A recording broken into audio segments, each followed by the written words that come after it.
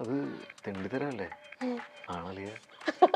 നീ അങ്ങനെ ചെയ്തപ്പോൾ അത് ഭയങ്കര ബോറല്ലേ?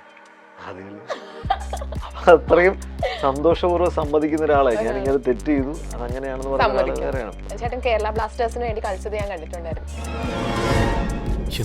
കേരള ബ്ലാസ്റ്റേഴ്സിന് വേണ്ടി എപ്പോഴും കളിച്ചത്?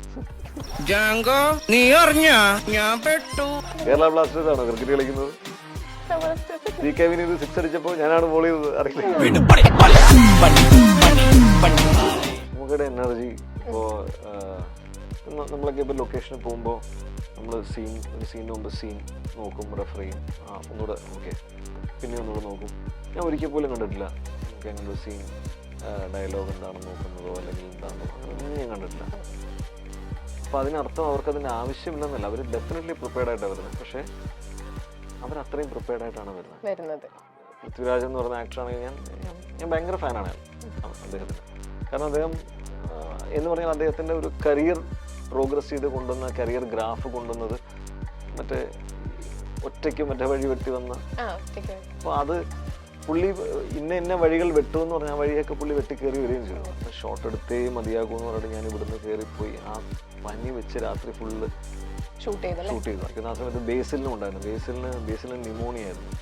ന്യൂമോണിയ ആയിട്ട് കൂടി ബേസിൽ അവിടെ ഒരു വരേണ്ടി വന്നു ഷൂട്ടിന് വേണ്ടിയിട്ട്. അങ്ങനെ നമ്മൾ ഒരുപാട് സ്ട്രഗിൾ ചെയ്തു. പക്ഷേ അവിടെ നമുക്ക് ആ സ്ട്രഗിള് ഓക്കെ എന്ന് വെക്കുന്നത് കാരണം ടൊവി അവിടെ എടുക്കുന്ന ഒരു എഫേർട്ടാണ്. ടൊവി ഈ നൈറ്റ് ഷൂട്ട് എല്ലാം കഴിഞ്ഞിട്ട് അവൻ പിന്നെയും പോയിട്ട് രാവിലെ കളരി, ഹോഴ്സ് റൈഡിങ്, ഇങ്ങനെ ഫൈറ്റ് പ്രാക്ടീസ് ഇങ്ങനെ പറഞ്ഞിട്ട് ഹാർവിയോറ the exclusive collection of adenium plants. ഇനി നിങ്ങളുടെ വീടിന്റെ അകത്തളങ്ങളിൽ ഹാർവിയോറ അഡീനിയം പ്ലാന്റ്സ് പുഷ്പിച്ചു നിൽക്കും.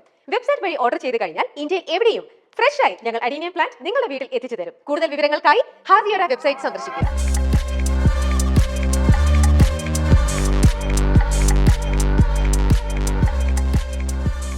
ഉലകിൽ കാരണമില്ല പലവിധു കലഹം പതിവല്ലേ. നിങ്ങൾ കണ്ടുകൊണ്ടിരിക്കുന്നത് മൈൽ സ്റ്റോൺ മേക്കേഴ്സ് പ്രസൻസ് ചക്കം പക്കം. അപ്പൊ ഇന്ന് ചക്കം പക്കത്തില് ചക്കം ചോദ്യങ്ങളും പക്കം പണികളും ഏറ്റുവാങ്ങാൻ എത്തിയിട്ടുള്ളത് എനിക്ക് ഭയങ്കര പ്രിയപ്പെട്ട ഒരു ഗസ്റ്റ് ആണ്. അപ്പൊ ഏറെ സ്നേഹത്തോടെ വെൽക്കം ചെയ്യുന്നു സഞ്ജു ചേട്ടൻ. സഞ്ജു ചേട്ടൻ welcome to the show. Thank you so much. ചേട്ടാ എന്തൊക്കെയുണ്ട് വിശേഷം? അടിപൊളി. ഈ എന്താ പല വിധുവാ പല വിധമല്ലേ? പല വിധം ഞാൻ എന്താ പാടിയേ? പല വിധു ആണോ? സോറി ചേട്ടാ. പാട്ട് മനസ്സിലായില്ലേ? പാട്ട് മനസ്സിലായി. അപ്പൊ ഞാൻ ചേട്ടാ ഇന്റർവ്യൂ തുടങ്ങുന്ന സമയത്ത് പറഞ്ഞല്ലോ ഒരുപാട് ഇഷ്ടപ്പെടുന്ന ഒരു ആക്ടർ എന്ന് പറഞ്ഞല്ലോ.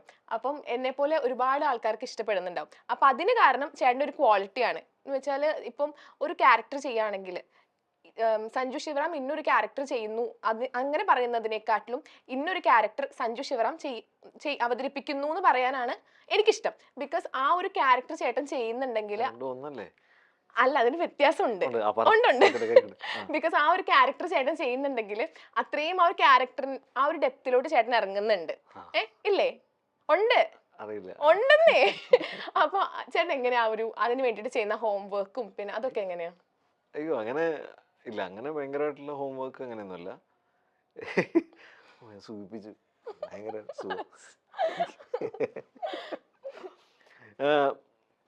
അങ്ങനെയല്ല നമ്മൾ വരുന്ന സിനിമകൾ ഇപ്പോൾ അങ്ങനെ നമുക്ക് എല്ലാ കഥാപാത്രത്തിനും ചിലപ്പോൾ നമുക്ക് ഒരുപാട് വ്യത്യാസങ്ങൾ ചിലപ്പോൾ ഉണ്ടായിരിക്കണമെന്നില്ല. ചിലപ്പോൾ നമ്മളുടെ രൂപത്തിന് നമ്മളുടെ ഇതിനൊക്കെ അനുസരിച്ചിട്ടുള്ള സിനിമകൾ, ചില സിനിമകളിലെ എക്സ്റ്റൻഷൻ പോലത്തെ സിനിമകൾ വരും. ഇപ്പം നീക്കോ ഞാച്ച എന്ന് പറഞ്ഞ സിനിമയുടെ ശേഷം അപ്പോൾ അന്ന് ഒരു സ്ഥിരം ട്രെൻഡായിരുന്നു എല്ലാം. ഇപ്പോൾ ഒരു 3 നായകന്മാർ, അപ്പോൾ 3 ചെറുപ്പക്കാർ, ജോലിയില്ലാത്ത അല്ലെങ്കിൽ ജോലി കണ്ടുപിടിക്കാൻ നടക്കുന്ന അല്ലെങ്കിൽ ചെറിയ ജോലിയുള്ള, അപ്പോൾ എല്ലാം സിമിലർ സ്വഭാവം ഉള്ളതായിരിക്കും. അപ്പം നമ്മുടെ സ്വഭാവമായിട്ട് ചേർന്ന് നിൽക്കുന്ന കഥാപാത്രങ്ങളായിരിക്കും. പക്ഷേ അതല്ലാത്ത കഥാപാത്രങ്ങൾ വരുമ്പോഴാണ് നമുക്ക് ചിലപ്പോൾ കൂടുതൽ ഇൻട്രസ്റ്റിംഗ് ആയിട്ട് വരുന്നത്.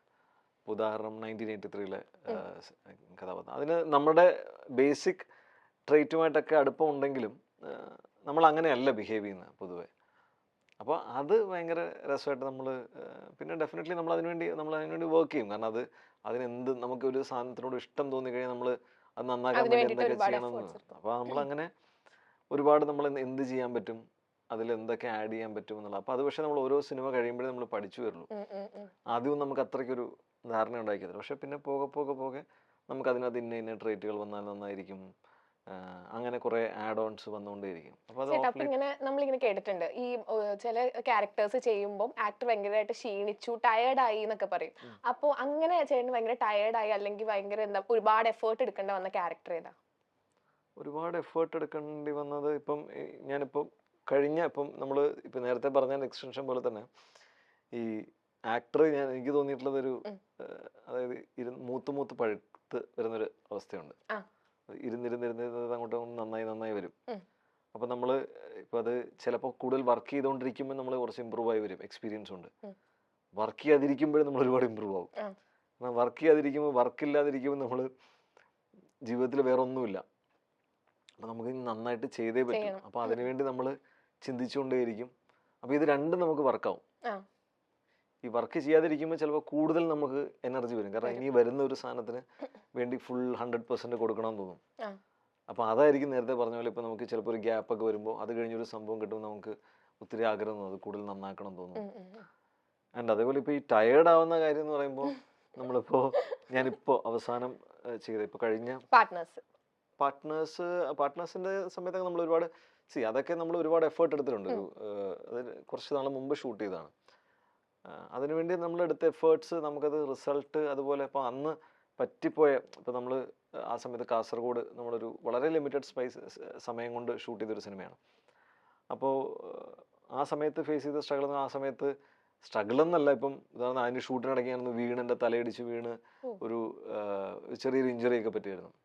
അപ്പം അതൊരു ഭയങ്കര രസകരമായിട്ട് നമ്മളതിനകത്തൊരു ഒരു ഫുട്ബോൾ കളിക്കുന്ന ഒരു സാധനമുണ്ട്, ചെറിയ സോങ് കട്ട്. അപ്പോൾ ആ സമയത്ത് ഞാനൊന്ന് എൻ്റെ ഷോട്ട് കഴിഞ്ഞ് ഞാൻ വെറുതെ വന്നപ്പോൾ ആരോ ബോൾ കൊണ്ടടിച്ചപ്പോൾ ഞാൻ ജസ്റ്റ് ഒന്ന് തട്ടിയപ്പോൾ ഈ സ്കിഡാവുന്ന കല്ലൊക്കെ കിടപ്പുണ്ടായിരുന്നു.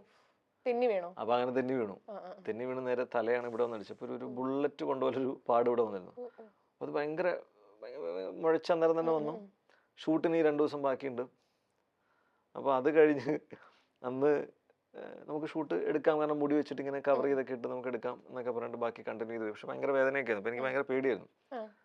അപ്പോൾ ഞാൻ വെറുതെ ഇങ്ങനെ ആലോചിച്ചു, എൻ്റെ ഒരു കസിനും എൻ്റെ ഒരു സുഹൃത്തും, ഒരു കസിനാണ്, എൻ്റെ സുഹൃത്താണ്, അവന് 2-3 വർഷം മുമ്പ് മരിച്ചുപോയി.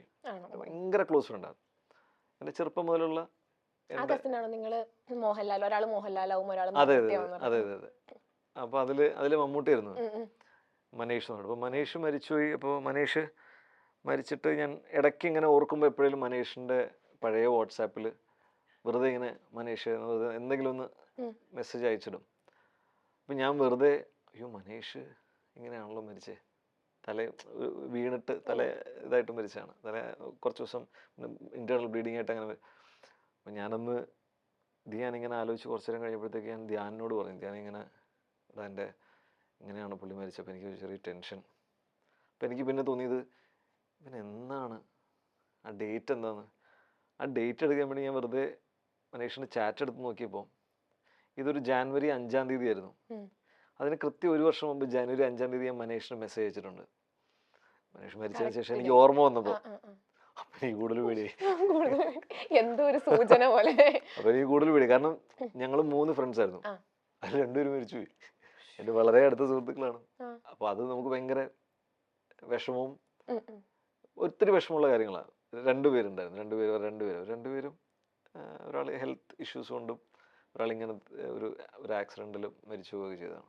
അപ്പൊ ഇതൊന്നും എനിക്ക് കൂടുതൽ ടെൻഷനായി. അങ്ങനെ ഒരു സംഭവം എനിക്ക് ആ സമയത്ത് സംഭവിച്ചിട്ടുണ്ട്. ചേട്ടനിപ്പം ധ്യാൻ ചേട്ടനെ പറ്റി പറഞ്ഞോണ്ട് ഞാൻ ഇപ്പം ഇൻസ്റ്റാഗ്രാമിൽ പിന്നെ നേരത്തെ ടയേർഡ് ആവുന്ന സാധനം അതിനാ പറയണ്ടേ, അതിനകത്തോട്ട് എത്തിയില്ലായിരുന്നു. പറഞ്ഞപ്പോ നമ്മള് വേറെ സ്ഥലത്തേക്ക് പോയി.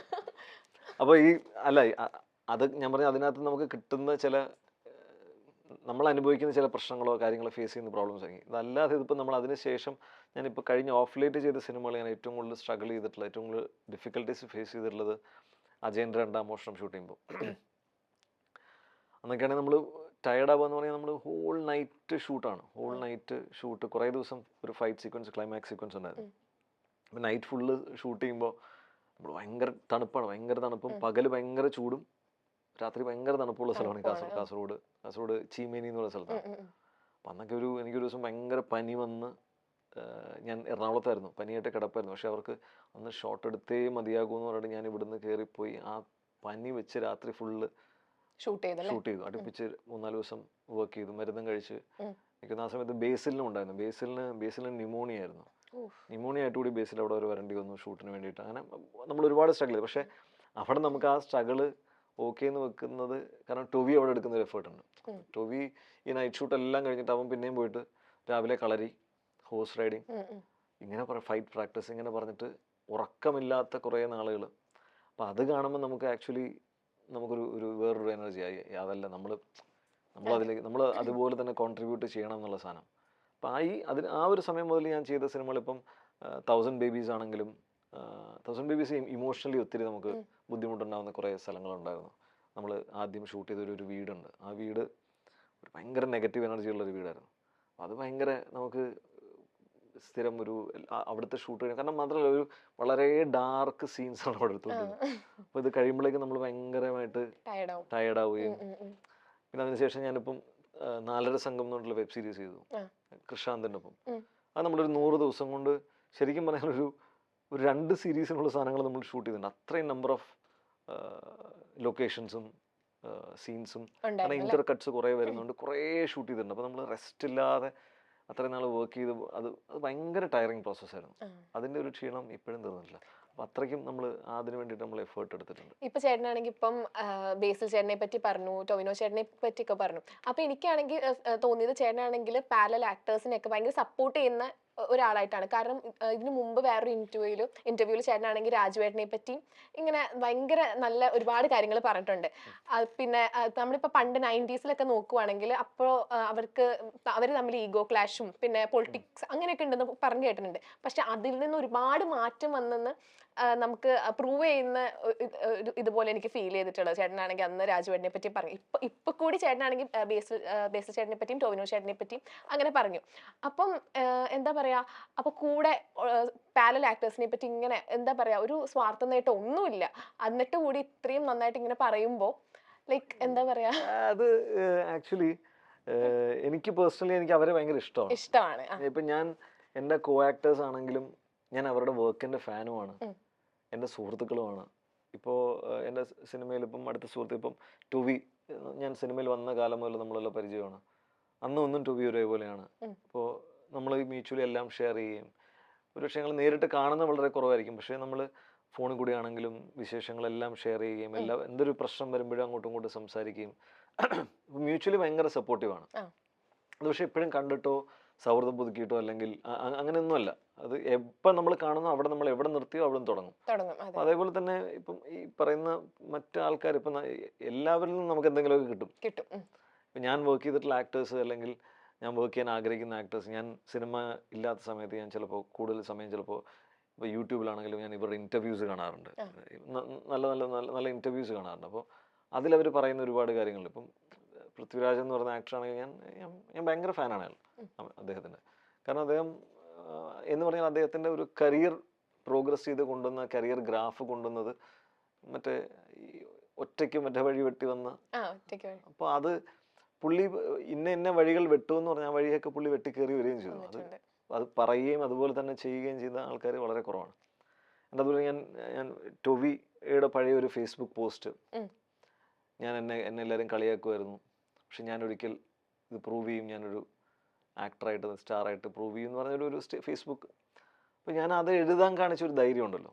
അപ്പോൾ ഞാൻ മനസ്സിലങ്ങനെ വിചാരിച്ചിട്ടുണ്ട്, ഞാൻ എന്തെങ്കിലും നോക്കൂ, ഞാൻ സിനിമയിൽ സക്സസ്ഫുൾ ആവും, നല്ല സിനിമകൾ ചെയ്യും. പക്ഷെ ഇത് എഴുതാനുള്ള ധൈര്യം അപ്പോഴും എനിക്കില്ലായിരുന്നു. അപ്പോൾ അത് എഴുതാനുള്ള ധൈര്യവും കാണിച്ചു എന്നുള്ളതാണ്. അപ്പം അങ്ങനെ നമ്മൾ കൂടെ വർക്ക് ചെയ്യുന്നവരെല്ലാം നമുക്ക് എന്തെങ്കിലുമൊക്കെ അവരിൽ നിന്ന് കിട്ടും. ഞാൻ അതിൽ ഭയങ്കര ഹാപ്പിയാണ്. ഞാൻ വർക്ക് ചെയ്യുമ്പോൾ നമ്മുടെ കോ ആക്ടേഴ്സിൻ്റെ കൂടെ പരമാവധി സമയം സ്പെൻഡ് ചെയ്യുകയും അവരോട് നല്ല സൗഹൃദവും കാരണം ബിക്കോസ് നമ്മൾ ഒരു സിനിമ ചെയ്യുമ്പോൾ ഇപ്പോൾ ഒരു 35 ദിവസം 40 ദിവസം ഉണ്ടാവും അറ്റ്ലീസ്റ്റ്. അതെന്ന് പറഞ്ഞാൽ ഒരു വർഷത്തിന് ഒരു 10%. ആ 10% നമ്മൾ ഏറ്റവും കൂടുതൽ ചിലവഴിക്കുന്ന ഇവരുടെ കൂടെയാണ്. അപ്പോൾ അത് പരമാവധി ഹാപ്പി ആയിട്ട് ധ്യാനാണെങ്കിലും അല്ലെങ്കിൽ വിനയ് അല്ലെങ്കിൽ എനിക്ക് അങ്ങനെ കുറേ നല്ല സുഹൃത്തുക്കളുണ്ടല്ലേ. അപ്പൊ അവരിൽ ഇൻസ്റ്റാഗ്രാമിലായാലും ധ്യാൻ ചേട്ടന്റെ ഒപ്പം ഒരുപാട് വീഡിയോസ് ഒക്കെ കണ്ടു. നിങ്ങൾ ഇങ്ങനെ എന്തോ ക്രിക്കറ്റിന്റെ ഒക്കെ അവിടെ നിൽക്കുന്നൊക്കെ കണ്ടു. അപ്പൊ നിങ്ങൾ നല്ല ക്ലോസ് ഫ്രണ്ട്സ് ആണല്ലേ? ധ്യാൻ വളരെ നല്ല സുഹൃത്താണ്. എനിക്ക് ഒത്തിരി ഇഷ്ടമുള്ള ഒരു വ്യക്തിയാണ്. എനിക്ക് പേഴ്സണലി ഒത്തിരി ഇഷ്ടമുള്ള ഒരു ആളാണ് ധ്യാൻ. ധ്യാൻ്റെ കൂടെ പാർട്ട്നേഴ്സ് എന്ന് പറഞ്ഞ സിനിമയുടെ എൻ്റെ ഏറ്റവും വലിയ സന്തോഷം എന്ന് പറഞ്ഞാൽ ധ്യാൻ്റെ കൂടെ വർക്ക് ചെയ്യാൻ പറ്റിയെന്നുള്ളതാണ്. അത് നമ്മൾ ഒത്തിരി എൻജോയ് ചെയ്തു. ധ്യാനായിട്ടുള്ള കോൺവെർസേഷൻസ് ആണെങ്കിലും ധ്യാനൊരു ഭയങ്കര പച്ചയായിട്ടൊരു മനുഷ്യനാണ്. ഒരു ഭയങ്കര ഓപ്പൺ ബുക്കാണ്. അതെനിക്കൊന്ന് മനസ്സിലായി. അതെ. ഞാൻ ഭയങ്കര ഓപ്പൺ ആയിട്ട് കാര്യങ്ങൾ പറയും. അത് അത് എനിക്ക് തോന്നുന്നു അന്ന് ഇന്റർവ്യൂസ് ഒന്നും അത്ര പോപ്പുലർ ആയിട്ടില്ല ആ സമയത്ത്, ഞാൻ പാർട്ടേഴ്സ് ചെയ്യുന്ന സമയത്ത്. അപ്പം ഈ പറഞ്ഞ കഥകളൊക്കെ കേട്ട് നമ്മൾ ഞെട്ടിയുണ്ട്. അപ്പോൾ ഞാൻ ചോദിച്ചിട്ടുണ്ട്, അളിയാ അത് തെണ്ടിത്തരല്ലേ? ആണല്ലേ, നീ എങ്ങനെ ചെയ്തപ്പോൾ അത് ഭയങ്കര ബോറല്ലേ? അത് കളിയാ. അപ്പം അത്രയും സന്തോഷപൂർവ്വം സമ്മതിക്കുന്ന ഒരാളായി. ഞാനിങ്ങനെ തെറ്റ് ചെയ്തു, അതങ്ങനെയാണെന്ന് പറയുന്ന ഒരാൾ വേറെയാണ്. അത് അത് അങ്ങനെ ആരും പറയില്ല. അതല്ലാതെ പറയുകയാണെങ്കിൽ ഒരു ഫാമിലി ഫിലിം ബാക്ക്ഗ്രൗണ്ട് എന്ന് വന്നിട്ട് ഇത്രയും സ്ട്രഗിൾ പേഴ്സണൽ ലൈഫിൽ ചെയ്തിട്ടൊരാൾ വേറെ ഉണ്ടായിരിക്കും എന്ന് എനിക്ക് തോന്നുന്നില്ല. കാരണം വീട്ടിൽ നിന്ന് മാറി എത്രയോ കാലം നിന്ന് എത്രയോ കാലം ആരുടെയും സപ്പോർട്ട് ഇല്ലാതെ വളരെ മിനിമൽ രീതിയിൽ ജീവിച്ചു എന്നൊക്കെ പറയുന്നത് അയാളുടെ ഒരു ക്വാളിറ്റിയാണ്. ചേട്ടാ, അപ്പോഴാണെങ്കിൽ ഇപ്പൊ ഞാന് ചേട്ടൻ കേരള ബ്ലാസ്റ്റേഴ്സിന് വേണ്ടി കളിച്ചത് ഞാൻ കണ്ടിട്ടുണ്ടായിരുന്നു. അപ്പം കേരള ബ്ലാസ്റ്റേഴ്സിന് വേണ്ടി എപ്പോഴാണ് കളിച്ചത്? ചേട്ടൻ ക്രിക്കറ്റ് കളിക്കണേ കണ്ടിട്ടുണ്ടായിരുന്നു. കേരള ബ്ലാസ്റ്റേഴ്സ് ആണോ ക്രിക്കറ്റ് കളിക്കുന്നത്? സി കെ വിനീത് 6 അടിച്ചപ്പോ ഞാനാണ് ബോൾ ചെയ്തത്, അറിയില്ലേ? അയാളല്ലേ പറഞ്ഞിരുന്നത് കേരള ബ്ലാസ്റ്റേഴ്സോ? ചേട്ടൻ കളിച്ചിട്ടുണ്ടല്ലോ. കേരള ബ്ലാസ്റ്റേഴ്സ് ആണോ ക്രിക്കറ്റ് കളിക്കുന്നത്? ക്രിക്കറ്റ് ആ ക്രിക്കറ്റ് കളിക്കാൻ കേരള ടീമിന്റെ പേരെന്താ സിനിമക്കാരുടെ? കേരളം എന്റെ വേറെ കേരള സ്ട്രൈക്കേഴ്സ്. കേരള സ്ട്രൈക്കേഴ്സ് രണ്ടുപേരും കേരളല്ലേ, പെട്ടെന്ന് മാറിപ്പോയതാ. അങ്ങനെ പറഞ്ഞപ്പോ സോറി ചേട്ടാ, പെട്ടെന്ന് അതെ അതെ കേരള ബ്ലാസ്റ്റേഴ്സ്. വേറെ ആരൊക്കെ ടീമിലുണ്ട്? ചേട്ടനെ പോലെ സി കെ വിനീത്, പിന്നെ ലാലേട്ടൻ ഉണ്ടായിരുന്നു. ലാലേട്ടൻ എപ്പോഴാണ്? ലാലേട്ടൻ പക്ഷെ ടീമിലുണ്ട്. ശരി ശരി. അപ്പൊ ഈ കേരള തുടങ്ങുന്നതൊക്കെ ഇതാണ്. ചേട്ടാ പെട്ടെന്ന് മാറിപ്പോയതാ. എന്നാ ഓക്കെ ആയിക്കോട്ടെ. ഓക്കെ, അപ്പം നമ്മളിപ്പോ ഒരുപാട് വിശേഷങ്ങൾ പറഞ്ഞു. നമ്മുടെ ഷോയുടെ പേരെന്ന് പറഞ്ഞാൽ ചക്കം പക്കം. ചക്കം എന്ന് പറഞ്ഞാൽ കുറച്ച് സ്റ്റേറ്റ്മെന്റ്സും പക്കം എന്ന് പറഞ്ഞാൽ കുറച്ച് ടാസ്കുകളും ആണ്. അപ്പം ഞാൻ കുറച്ച് സ്റ്റേറ്റ്മെന്റ്സ് വായിക്കുമ്പോൾ യെസ് ആണെങ്കിൽ ചേട്ടൻ യെസ്, നോ ആണെങ്കിൽ നോ. ഓക്കെ ആയിക്കോട്ടെ. ഓക്കെ, തുടങ്ങാം. എന്ത് ചോദ്യമാണ്? സിമ്പിൾ സിമ്പിൾ ചോദ്യങ്ങളാ ചേട്ടാ. തുടങ്ങാം. തുടങ്ങാം. അഭിനയ രംഗത്ത് സഞ്ജു ശിവറാമിന് ഒരു ഗോഡ് ഫാദർ ഉണ്ട്. നോ, ഇല്ല. എന്റെ അടുത്ത് ചേട്ടൻ പറഞ്ഞതുണ്ടെന്ന്.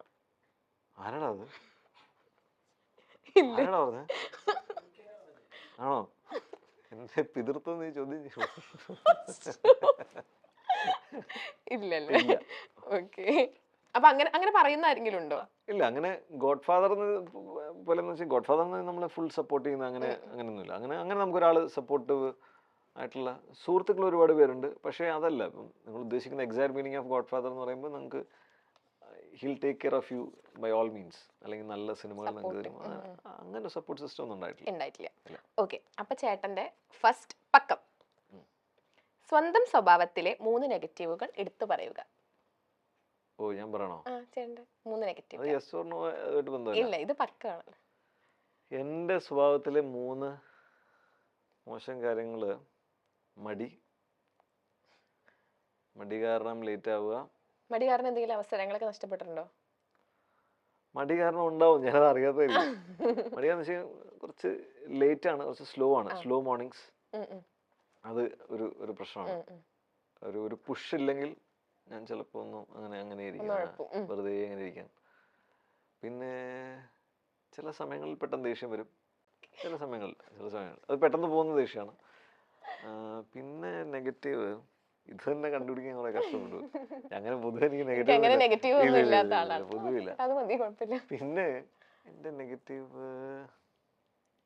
നോ പറയാൻ പറ്റില്ല. പിന്നെ നോ പറയാൻ ഭയങ്കര ബുദ്ധിമുട്ടാണ്. ഓക്കെ, നെക്സ്റ്റ് ചക്കം. പ്രൊഫഷണലാണെങ്കിലും പേഴ്സണൽ ലൈഫിലാണെങ്കിലും സുഹൃത്തുക്കൾ എന്ത് പറഞ്ഞാലും നോ പറയാൻ പറ്റാത്ത പ്രകൃതമാണ് സഞ്ജുവിൻ്റെത്. ഒരു പരിധി വരെ അതെ, ചേട്ടൻ തന്നെ പറഞ്ഞു നോ പറയാൻ ഭയങ്കര ബുദ്ധിമുട്ടുള്ള ഇതാണ്. ഓക്കെ, അപ്പൊ നമുക്ക് ഡയറക്റ്റ് നോ പറയാൻ നമ്മൾ ക്ലൂ കൊടുത്താലും ആൾക്കാർ ചിലപ്പോൾ സമ്മതിച്ചില്ല. പിന്നെ അങ്ങനെ ഒരുപാട് സ്ഥലത്ത് നമ്മൾ പെട്ടുപോകും. അങ്ങനെ പെട്ടുപോയിട്ടുള്ള പിന്നെ ഒരുപാട് പെട്ടുപോയിട്ടുണ്ട്. ചോദിക്കുന്നില്ല എന്താണ് പെട്ടുപോയിട്ട്, ഇതൊന്നും ഒരുപാടുണ്ടല്ലേ. ഓക്കെ, അപ്പൊ ഇനി അടുത്തത് ഞാനൊരു സിനിമ പേര് അഭിനയിച്ച് കാണിക്കാം. അപ്പൊ ചേട്ടൻ അത് ഏതാന്ന് പറയണം.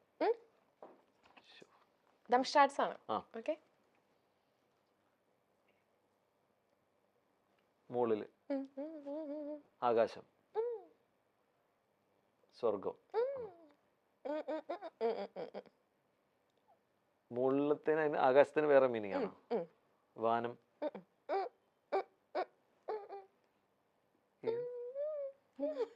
ഞാൻ സഞ്ജു ഇല്ല. സ്റ്റാർ താരം. ആ മാനത്തെ കൊട്ടാരം. Okay set. ഓ സൂപ്പർ മാനം സൂപ്പർ മാനം. സൂപ്പർ. ഓക്കെ ഓക്കെ ശരി. അതാണ് ഞാൻ വാനം എന്ന് പറയുമ്പോൾ ഇങ്ങനെ ചിരി ചിരി മാറ്റാൻ പറഞ്ഞത്. Okay next. ചില സിനിമകളിൽ അഭിനയിക്കുന്ന സമയത്ത് അവിടുത്തെ ലൊക്കേഷനിൽ നിന്നും പോകാനേ തോന്നിയിട്ടില്ല. അവിടുത്തെ ലൈക്ക് ഉള്ള ഫ്രണ്ട്ഷിപ്പും അതൊക്കെ കാരണമാണോ? പിന്നെ പിന്നെ അങ്ങനെ ഏത് സെറ്റിലാണ് ഏറ്റവും കൂടുതൽ ആ ഒരു ഹാങ് ഓവർ മാറാൻ? സ്ഥലങ്ങള് ഇപ്പോ കഴിഞ്ഞ കുറച്ചാളായിട്ട് നല്ല സെറ്റുകളിൽ ഞാൻ വർക്ക് ചെയ്തിട്ടുള്ളൂ. ഇപ്പോ തേര് എന്ന് പറയുന്ന സിനിമ ചെയ്തിട്ടുണ്ട്. തേരിന്റെ ലൊക്കേഷൻ ഭയങ്കര ഹാപ്പി ലൊക്കേഷൻ ആയിരുന്നു. ഞാൻ എനിക്ക് തോന്നുന്നു കോവിഡിന് ശേഷം ആദ്യം ചെയ്യുന്ന സിനിമ അതാണ്. പിന്നെ എനിക്ക് ഈ 1000 Babies ലൊക്കേഷൻ വരാൻ എനിക്ക് തോന്നിയിട്ടില്ല. അത് വീണ്ടും അത് ഷൂട്ട് ഭയങ്കര ഹാപ്പി ആയിട്ട് ഭയങ്കര കംഫർട്ടബിൾ ആയിട്ട് ഷൂട്ട് ചെയ്തതാണ്. ആൻഡ് സെയിം വിത്ത് നമുക്ക് അതേ ടീം ഭയങ്കര ഇഷ്ടമാണ് എനിക്ക്.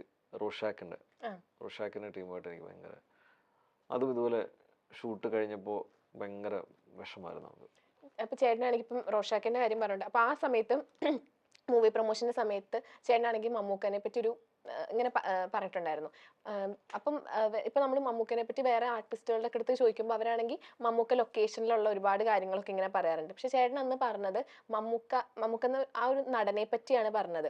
ചേട്ടൻ ഒരുപാട് എന്താ പഠിക്കാൻ ശ്രമിക്കുന്ന ഒരു ആളാണ് മമ്മൂക്ക എന്നൊക്കെ പറഞ്ഞിട്ടുണ്ടായിരുന്നു. മമ്മൂക്കയിൽ ഏറ്റവും ഇൻസ്പയർ ആയിട്ടുള്ള ഒരു ക്വാളിറ്റി എന്താണ് മമ്മൂക്കയുടെ? എനിക്ക് മമ്മൂക്കയുടെ എനർജി. ഇപ്പോൾ നമ്മളൊക്കെ ഇപ്പോൾ ലൊക്കേഷനിൽ പോകുമ്പോൾ നമ്മൾ ഒരു സീനിന് മുമ്പ് സീൻ നോക്കും, റെഫർ ചെയ്യും, ഒന്നുകൂടെ ഓക്കെ, പിന്നെ ഒന്നുകൂടെ നോക്കും. ഞാൻ ഒരിക്കൽ പോലും കണ്ടിട്ടില്ല നമുക്ക് അങ്ങനെ ഒരു സീൻ ഡയലോഗ് എന്താണെന്ന് നോക്കുന്നതോ അല്ലെങ്കിൽ എന്താണെന്നോ അങ്ങനെ ഒന്നും ഞാൻ കണ്ടിട്ടില്ല. അപ്പോൾ അതിനർത്ഥം അവർക്കതിൻ്റെ ആവശ്യമില്ലെന്നല്ല. അവർ ഡെഫിനറ്റ്ലി പ്രിപ്പയർഡ് ആയിട്ടാണ് വരുന്നത്. പക്ഷേ അവരത്രയും പ്രിപ്പയർഡ് ആയിട്ടാണ് വരുന്നത്. ഞാൻ ഈവൻ അതേ സെയിം ക്വാളിറ്റി ഞാൻ ഫഹദിന്റെ വർക്ക് ചെയ്തപ്പോൾ ഞാൻ കണ്ടു. ഫഹദ് വാസ് ഭയങ്കര പ്രിപ്പയർഡ് ആണ്. അപ്പോൾ ഇവര് നേരത്തെ അത് പ്രിപ്പയർഡ് ആയിട്ടാണ്. അല്ലാതെ അവിടെ വന്നിട്ട് ഒരു സാധനം നോക്കുക. ഇപ്പം നമ്മളൊക്കെ ആണെങ്കിലും പിന്നെ ഒരു സീൻ നമ്മൾ പ്രിപ്പയർ ചെയ്താണെങ്കിലും ഒന്നുകൂടെ ഒന്ന് നോക്കും. പക്ഷേ ഇതല്ല, അവർ അത്രയും പ്രിപ്പയർഡ് ആയിട്ടാണ് വരുന്നത്. അപ്പോൾ ആ ഒരു എനർജി മമ്മൂക്കയുടെയൊക്കെ ആണെങ്കിലും നമ്മൾ വർക്ക് ചെയ്യുമ്പോൾ ഉള്ള ഒരു എനർജി ഉണ്ടല്ലോ, അത് അവരെങ്ങനെ അത് ഇത്രയും ചെയ്യുന്നു. കുറേ കഴിയും നമുക്ക് ചില മടുപ്പുകൾ തോന്നും, ഒരു ബോറിംഗ് ആയിട്ട് തോന്നും ചില കാര്യങ്ങൾ.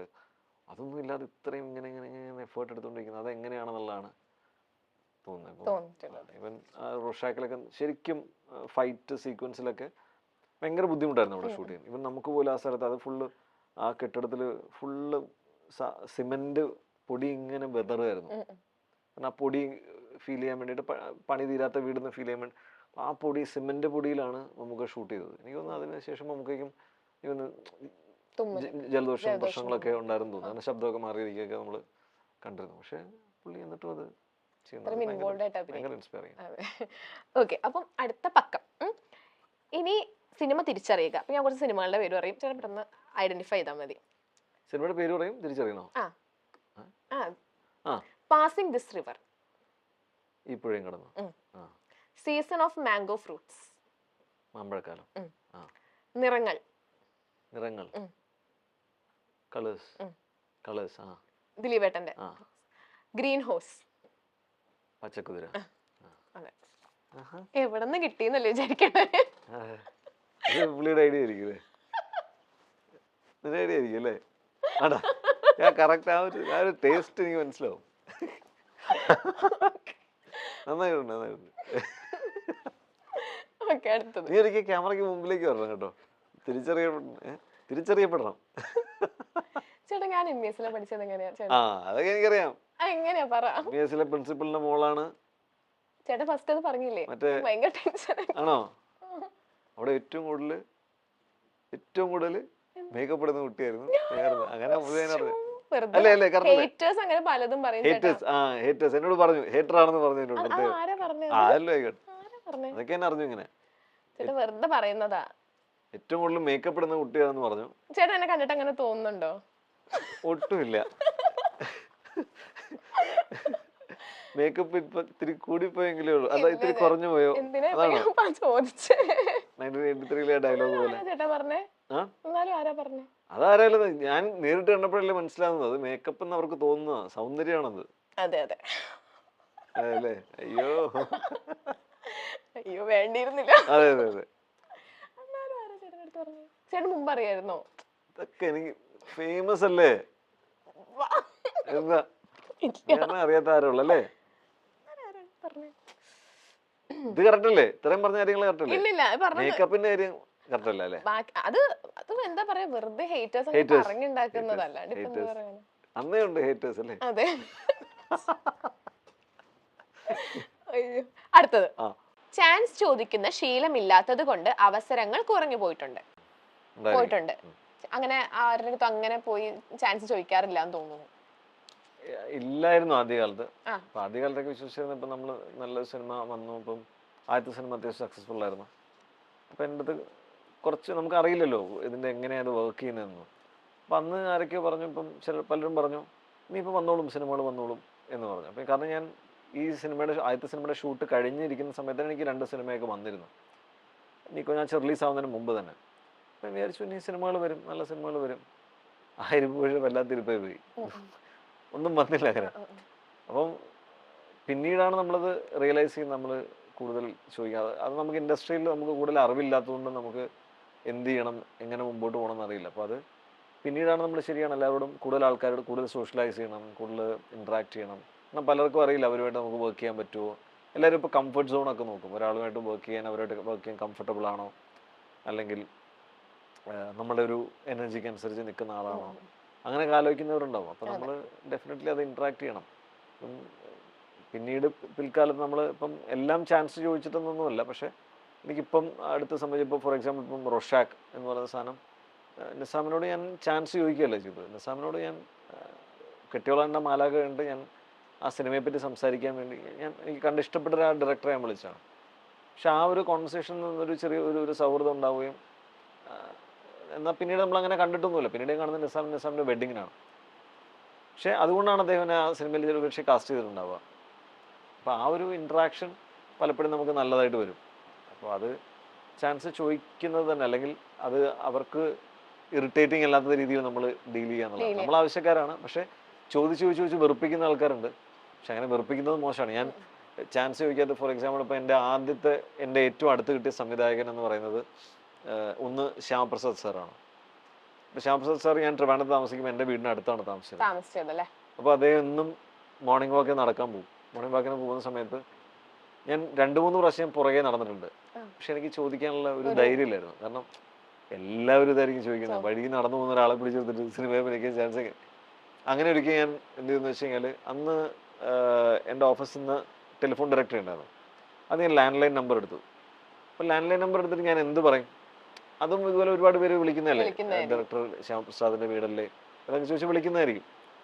പക്ഷേ ഞാനന്ന് വിളിച്ചിട്ട് ഫോൺ എടുത്തിട്ട് എനിക്ക് നേരത്തെ പരിചയമുള്ള പോലെ തന്നെ, അപ്പോൾ എനിക്കൊന്ന് അദ്ദേഹത്തിൻ്റെ വൈഫാണ് എടുത്തത്. ആ ശ്യാം സാറല്ലേ, ആ എവിടെ, വളരെ കാഷ്വൽ. അപ്പോൾ അതുകൊണ്ടായിരിക്കണം ആരാണെന്നോ ഏതാണെന്നോ ഒന്നും ചോദിച്ചില്ല. എനിക്ക് പെട്ടെന്ന് ശ്യാം സാറിലേക്ക് ഫോൺ കിട്ടി. അപ്പം ഞാൻ അദ്ദേഹത്തിനോട് പറഞ്ഞു ഇങ്ങനെ സിനിമയിൽ ആഗ്രഹമാണ്. അപ്പം എൻ്റെ അടുത്ത് പറഞ്ഞു പ്രൊഫൈലൊക്കെ അയച്ചിടൂ, മെയിൽ ഐ ഡി തന്നു. അതാണ് എൻ്റെ ഫസ്റ്റ് ഇത്. പിന്നീട് ഒരിക്കൽ സത്യൻ സാറിൻ്റെ അടുത്ത്, അത് പക്ഷെ ഒന്നും നടന്നൊന്നുമില്ല, അതൊന്നും അങ്ങനെ പോയി. സത്യൻ സാറിൻ്റെ അടുത്ത് ഞാൻ എൻ്റെ വൈഫ് സത്യൻ സാറിന് വേണ്ടി പാടിയിരുന്നു ഒരു പടത്തിൽ, സ്നേഹവീട് എന്ന് പറയുന്ന സിനിമയ്ക്ക് വേണ്ടിയിട്ട് ഇളയരാജ സാർ ചെയ്ത മ്യൂസിക്കിൽ ഒരു പാട്ട് പാടിയിരുന്നു. വൈഫ് സിംഗറാണ്. അപ്പം അന്നത് പാടിയത്, പക്ഷേ അന്ന് സിത്താരയും അശ്വതിയും കൂടിയാണ് പാടിയത്. പക്ഷെ പിന്നീട് അത് ചിത്ര ചേച്ചി ആണ് പാടിയത് ഫൈനലി ആ പാട്ട്. അപ്പോൾ അത് അന്ന് പാടുമ്പോൾ ഒരു കൺസോളിൻ്റെ പുറത്ത് ഞാൻ സത്യൻ സാർ ഇത്ര ഈ ഡിസ്റ്റൻസിൽ ഒരു ഫുൾ ഡേ ഉണ്ടായിരുന്നു. പക്ഷെ എനിക്ക് അദ്ദേഹത്തിനോട് ചാൻസ് ചോദിക്കാൻ പറ്റിയില്ല. ചേട്ടാ അങ്ങനെയാണെങ്കിൽ ഇപ്പം ആർട്ടിസ്റ്റുകൾ ഇപ്പൊ ലൈക്ക് സെലക്റ്റീവ് ആവുന്ന ആർട്ടിസ്റ്റുകൾ ഉണ്ട്, അല്ലെങ്കിൽ ഇപ്പം ആ ഒരു ക്യാരക്ടറിന്റെ ക്വാളിറ്റി കാരണം ലൈക്ക് വരുന്ന ക്യാരക്ടേഴ്സ് ചെയ്യുന്ന ആർട്ടിസ്റ്റുകളുണ്ട്. അപ്പം എനിക്ക് തോന്നുന്നു ചേട്ടനാണെങ്കിൽ ആ ഒരു ക്യാരക്ടറിന്റെ ക്വാളിറ്റി നോക്കിയിട്ടാണ് ആ ഒരു ലൈക്ക് വരുന്ന ചാൻസുകളൊക്കെ ഗ്രാബ് ചെയ്യുന്ന ഒരാളായിട്ടാണ് എനിക്ക് തോന്നിയത്. അപ്പൊ അതുകൊണ്ട് അങ്ങനെ എക്സ്പോസ്ഡ് ആയ പോലെ തോന്നുന്നുണ്ടോ? ലൈക് നായക വേഷങ്ങളിലോട്ട് വരാണ്ട് ഇപ്പൊ ചെറിയ റോളുകളായാലും അങ്ങനെ എക്സ്പോസ്ഡ് ആയ പോലെ എനിക്ക് തോന്നുന്നുണ്ടോ വന്നതിൽ ഏറ്റവും നല്ല സാധനങ്ങളാണ് ഞാൻ ചെയ്തിട്ടുള്ളത്. ചെയ്തിട്ടുള്ളത്?